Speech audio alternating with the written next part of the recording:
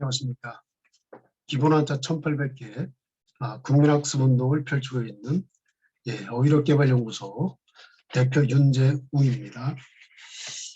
자, 오늘은 한국인의 어휘력 실태와 해결 방안에 대해서 함께 생각해보는 시간을 갖도록 하겠습니다. 자, 다음 페이지를 보도록 하겠습니다.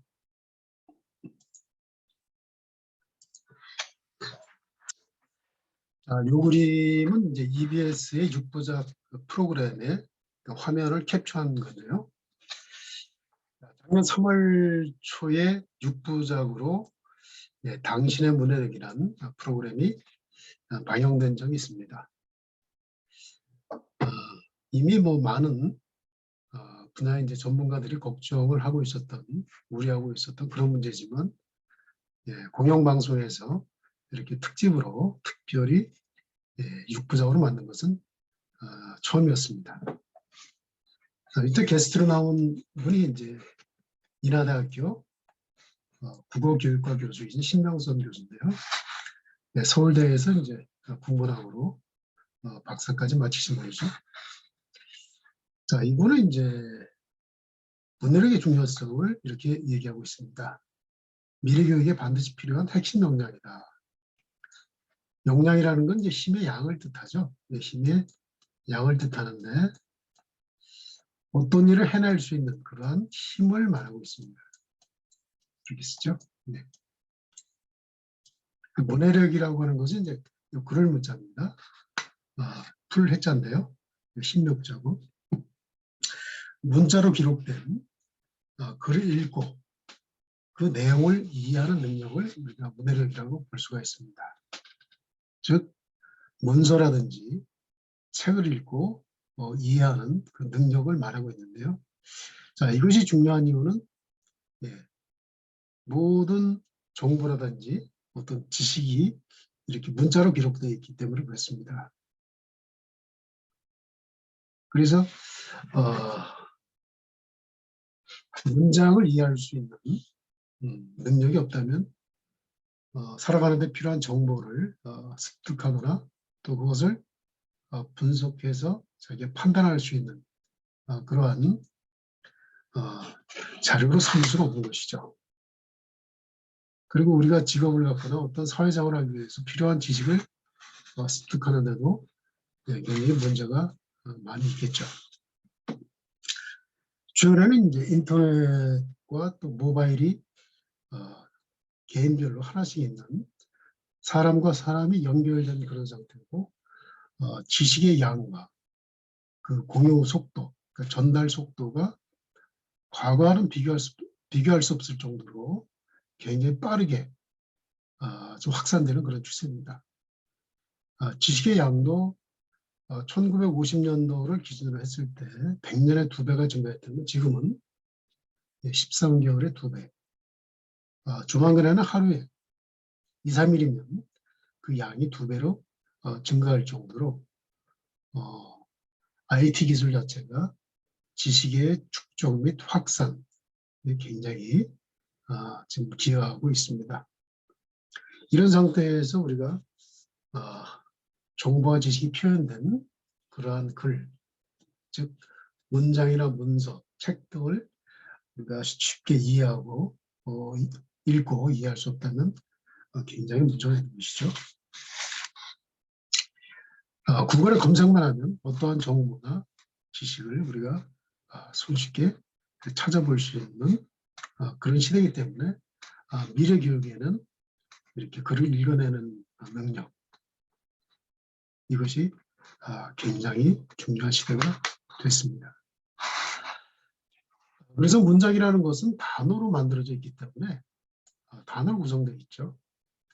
그렇기 때문에 문해력을 기르는 가장 키포인트는 어휘 능력이라고 이야기하고 있습니다. 즉 어휘에 대한 학습이 굉장히 중요한 포인트라고 이렇게 신명선 교수는 지적하고 있죠. 자, 다음 페이지를 한번 보겠습니다. 그렇다면 우리나라 학생들의 어휘력 실력은 어느 정도 될까? 중학교 3학년 2,400명을 대상으로 해서 어휘력 테스트를 EBS에서는 했다고 합니다. 평가 결과 10%, 즉 10명 중 1명만이 스스로 책을 읽고 그 내용을 이해할 수 있는 능력을 가졌다고 얘기하고 있습니다. 중학교 3학년이면 초등학교 6학년, 그죠? 초등학교 6학년, 중학교 3학년. 거의 뭐 9년에서 10년을 공부한 이런 학생들이 교과서를 읽지 못하고, 그 이유 자체가 어휘력이 부족해서 읽지 못한다는 아주 충격적인 결과가 나온 것입니다. 자, 또 다음 페이지를 한번 또 보겠습니다. 실제로 과거에도 이제 한국 학생들의 어휘력을 문제점을 지적한 그런 기사가 많이 있었습니다. 요거는 이제 조선일보 2013년도 기사인데요. 8년 됐죠. 조선일보가 서울 지역 5개 초등학교, 시골이 아니면 이제 서울 지역입니다.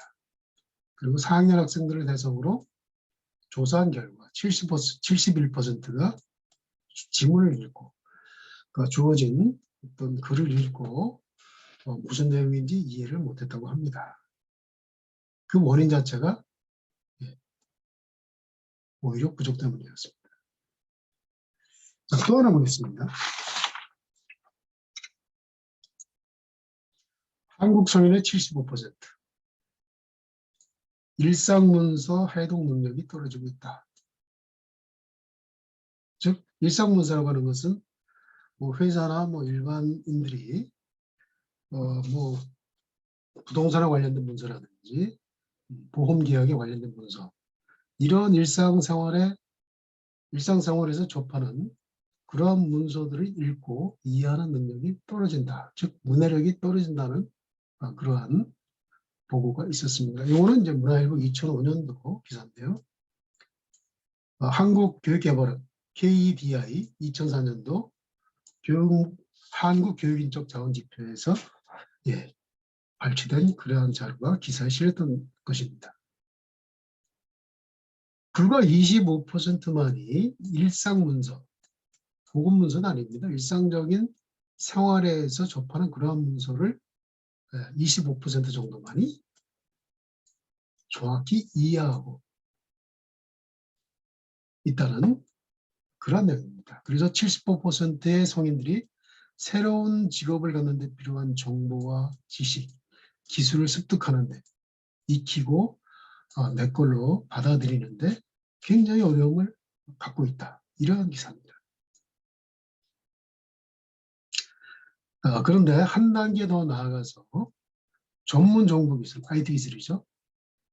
인포메이션 테크놀로지 등 첨단 정보와 지식, 기술을 습득해 자유자재로 활용할 수 있는 고도의 문서, 높은 수준의 문서 해독 능력을 지닌 사람은 그나마 2.4%에 불과하다. 100명 중에 2명 정도에 불과하다는 사실입니다. 상대적으로 OECD 가입국 중에서 5개국을 추려서 나온 자료를 한번 비교해 보도록 하겠습니다. 노르웨이는 29.4%, 거의 30%에 가깝죠. 가장 높은 수준의 문해력을 갖고 있는 것을 우리가 알 수 있습니다. 노르웨이, 덴마크, 핀란드, 캐나다. 고급 문서 해독 능력이 거의 25% 수준입니다. 미국도 19% 수준이죠. 자, 우리나라가 지금 10대 무역 강국이라고 하고 있지만 실질적으로 국민들의 지적 능력은 굉장히 떨어지고 있다는 것을 알 수가 있습니다. 노벨상 수상을 비교했을 때도 노르웨이, 덴마크, 핀란드, 캐나다, 미국하고 비교하게 되면 굉장히 많은 차이가 날 수밖에 없는 것이죠. 우리 사회 리더가 될 수 있는 사람들이 불과 2%, 2.4%에 불과하는 것입니다. 우리나라 교육의 질 자체가 문제가 있다는 것을 자료입니다. 또 하나의 자료를 보도록 하겠습니다.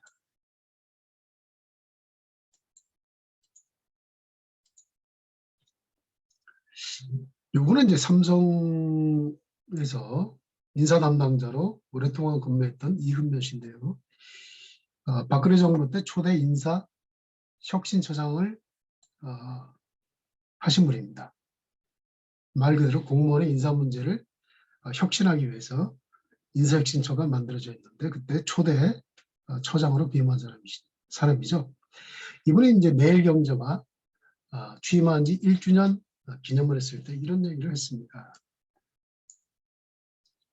중앙공무원 교육원에서 신입 공무원이죠. 공무원 시험에 합격한 그런 공무원들이 교육이 끝난 이후 간담회에서 이런 얘기를 했답니다. 여러분은 국가의 기관을 이룬 인재입니다. 이런 표현을 썼는데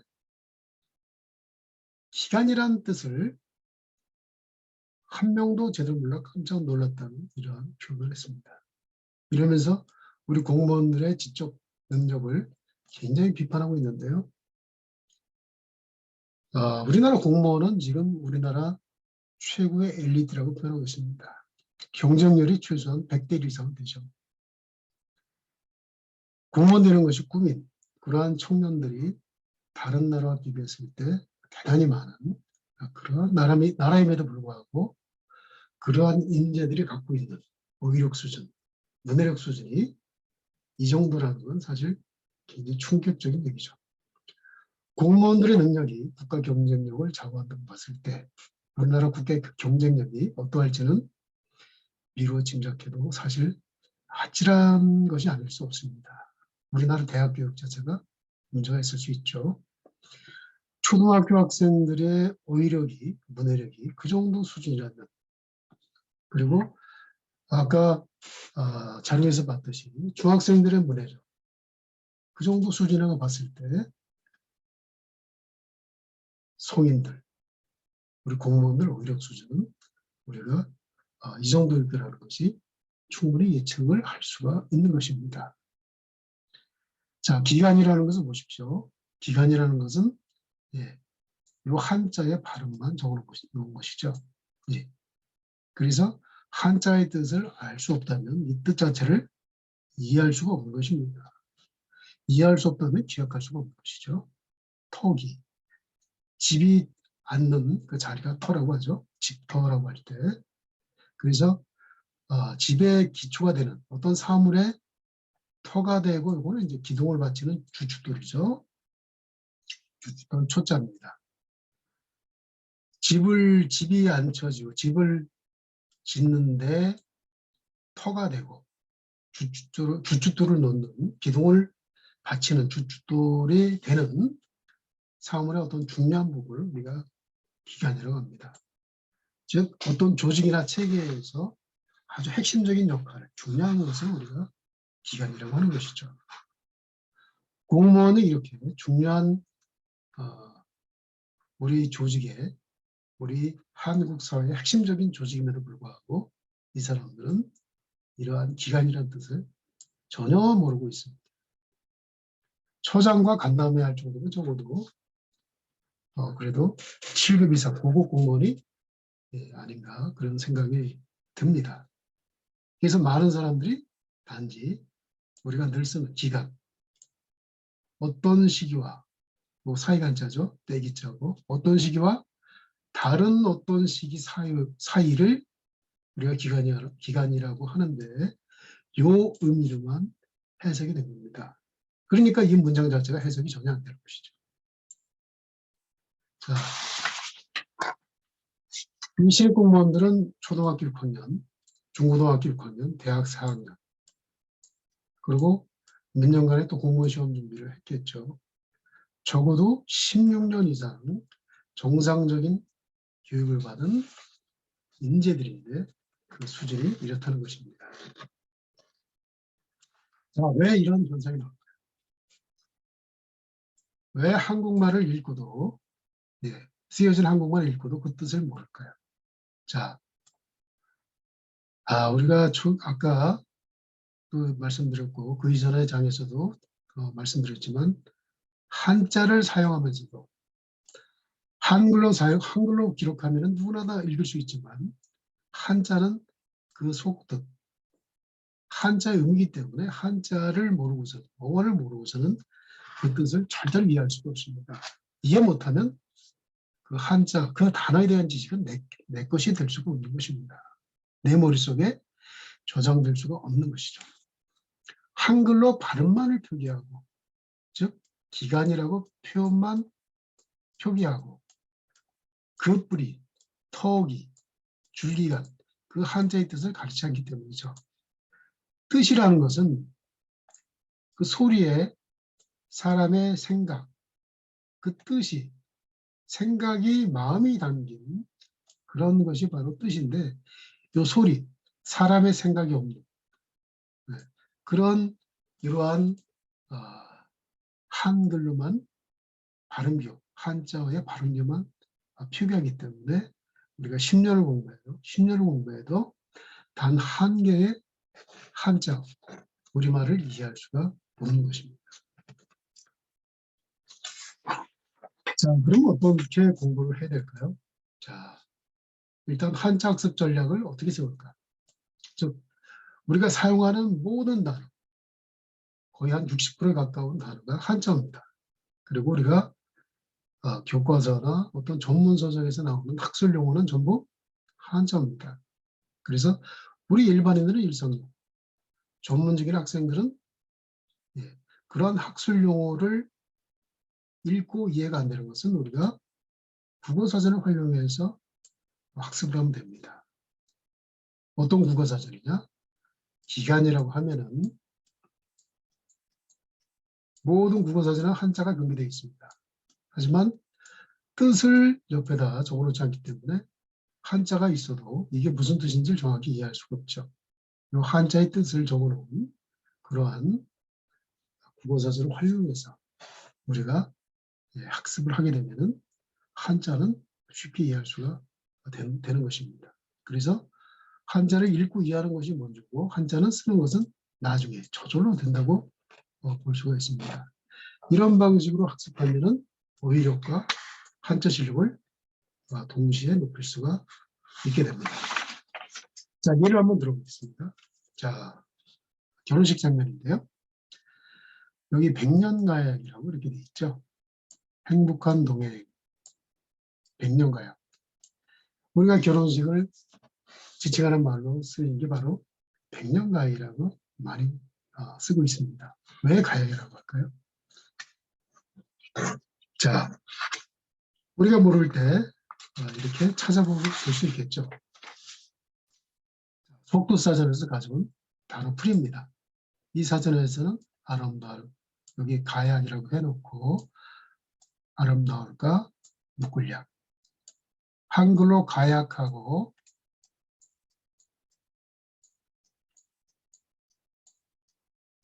옆에 이제 한자가 이렇게 병기되어 있습니다. 이거는 대한민국의 모든 사전이 똑같습니다. 하지만 속도사전에서는 아름다울까 묶을약 이렇게 됐습니다. 그러니까 우리가 단어의 뜻을 보지 않아도 이 자체만 봐도 우리가 쉽게 이해할 수 있겠죠. 아름다운 약속이 바로 결혼이구나. 결혼이라는 것은 바로 100년 동안 이어줄 아름다운 약속이다. 그런 뜻에서 백년가약, 가약이라는 표현을 하는 것입니다. 이렇게 되면 두 개의 한자를 쉽게 이해할 수 있겠죠. 뿐만 아니라 이 단어의 뜻을 우리가 10년, 20년이 가도 결코 잊어버리지 않고 이 단어를 우리가 쉽게 쓸 수가 있는 것입니다.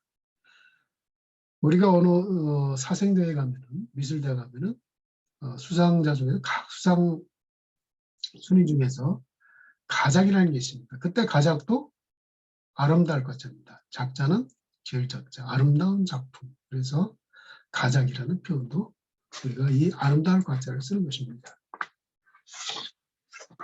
자, 그럼 외국에서는 우리 학생들, 국민들의 문해력을 높이기 위해서 어떤 활동을 하는지 우리가 한번 살펴보도록 하겠습니다. 미국에는 딕셔너리 프로젝트라는 장학재단이 있습니다. 딕셔너리 사전이죠. 프로젝트는 어떤 사업, 어떤 기획 그런 것을 이야기하고 있습니다. 이 딕셔너리 프로젝트의 목적은 이랬습니다. Our goal, 우리의 목적이죠. Assist all students, 모든 학생들을 어시스턴트, 도와주는 것입니다. 보조하는 것입니다. 어떤 것을? To become a good writer, 훌륭한 작가, 글을 잘 쓰는 사람이죠. Active reader, 독서를 하는데 아주 열정적으로, 활동적으로 하는 독서인들, 그리고 creative thinkers, 생각하는 사람, 창의적으로 생각하는 사람들을 우리 학생들이 창의적으로 생각하는 사람들이 될 수 있도록 글을 잘 쓰고 잘 읽고 또 창의적으로 생각할 수 있도록 창의적인 사람이 될 수 있도록 모든 학생들을, 미국의 모든 학생들을 도와주는 것입니다. 뭘로요? providing, 제공하다. 학생들에게 제공하다. 무엇을? gift, 하나의 선물. 그들 개인이 쓸 수 있는, 그들 자신의 개인용 사전을 그들에게 선물함으로써 이러한 목적을 실현하는 것이죠. 그러면서 미국에서는 문해력에 관련된 논문들이 많이 있습니다. 문해력은 국가의 경제적 성공과 번영에 결정적인 역할을 합니다. 국가 운명을 좌우한다는 것이죠. 국민 개개인의 문해력이 국민의 지적 수준을 높이기 때문에 지적 수준이 높은 국민들은 당연히 경쟁력이 있을 수밖에 없겠죠. 경제나 군사, 문화, 사회 모든 활동에서 다른 나라 사람들보다 압도적인 경쟁력 우위에 있다는 것입니다. 또 개인적으로 봤을 때 범죄율과 실업에도 문해력과 깊은 관계가 있다는 것입니다. 새로운 직업을 갖거나 어떤 직업을 가져서 자기가 직업 활동을 할 때 이러한 능력 자체가 자신의 업무 능력과 굉장히 직접적인 관련이 있고 설사 그 직장에서 해고돼서 아니면은 다른 직장으로 이직하거나 새로운 직업을 가질 때도 새로운 지식을 습득하거나 기술을 배울 때 결정적으로 유리하다는 것입니다. 자, 그래서 조지아주의 어떤 문맹퇴치에 대한 사람, 레플, 어떤 복권 기금을 만들어서 이렇게 사회에 기부하는 학생들한테 사전을 주고 있죠. 학생들의 표정을 보십시오. 얼마나 기쁜 모습입니까? 너무나 웃는 모습 자체가 너무 밝죠.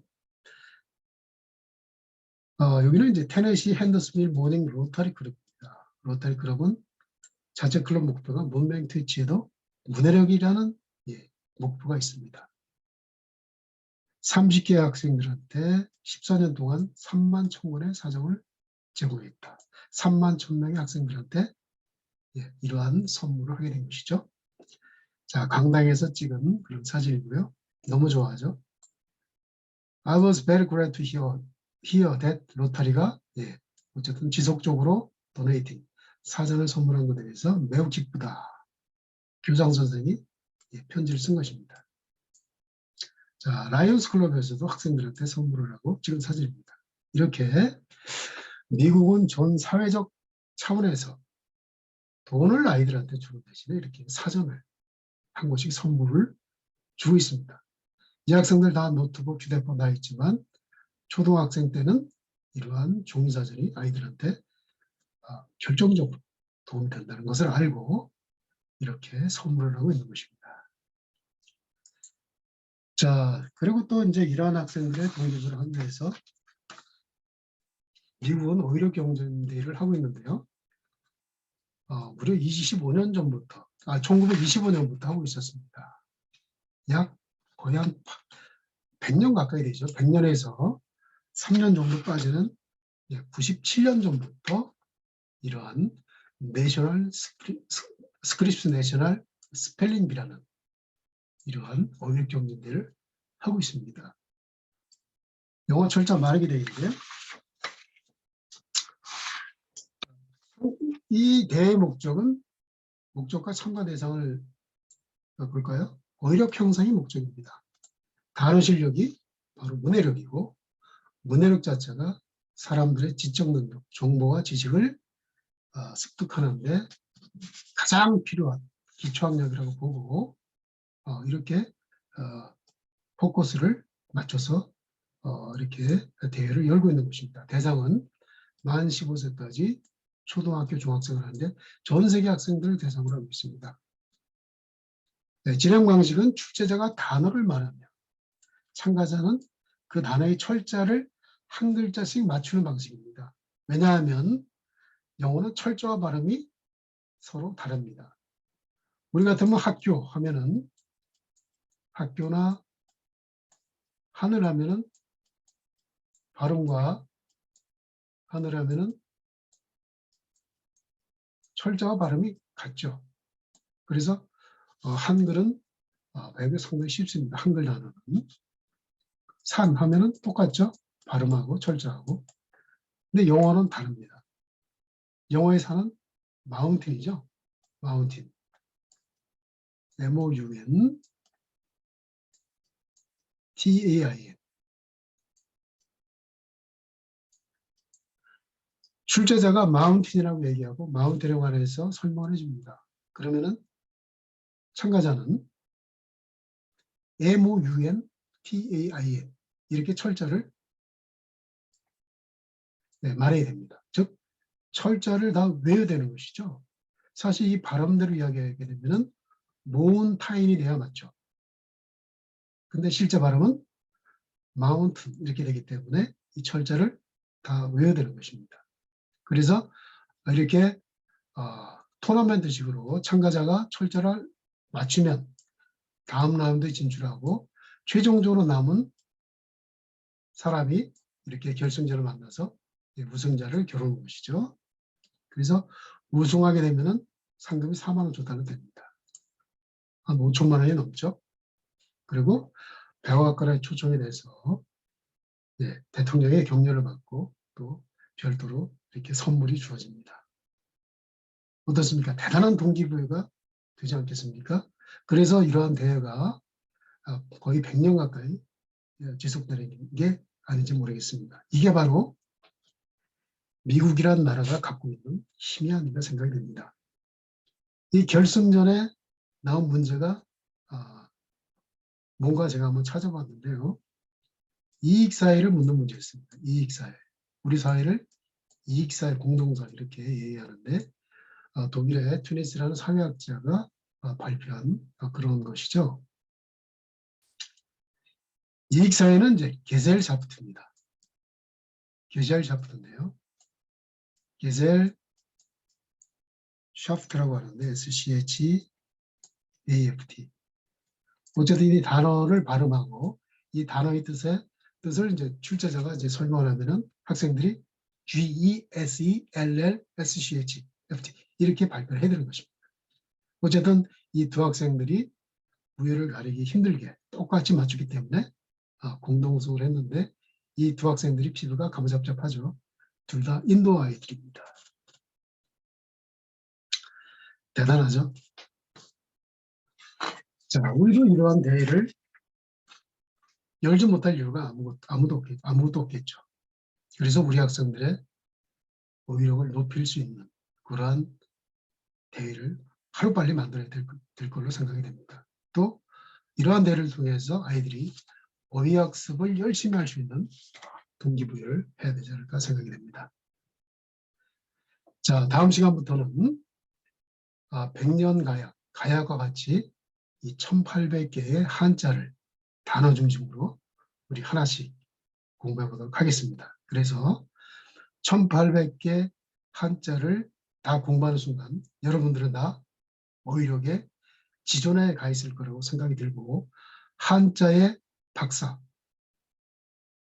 그래서 중국어, 일본어 아주 쉽게 배울 수 있고 글로벌 인재로 성장할 수 있는 아주 멋진 그런 사람으로 성장할 수 있을 것이라고 저는 확신하고 있습니다.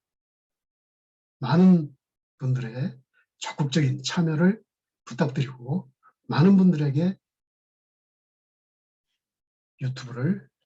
제가 진행하는 유튜브를 반드시 홍보해 주시기 바랍니다. 국민학습 운동 캠페인 기본한자 1800개 국내학습운동 캠페인을 여러분 적극적으로 홍보해 주시기 부탁드립니다. 네, 지금까지 시청해 주신 여러분께 진심으로 감사드립니다. 그럼 다음 시간에는 기본한자 1800개로 또 만나 뵙도록 하겠습니다. 감사합니다.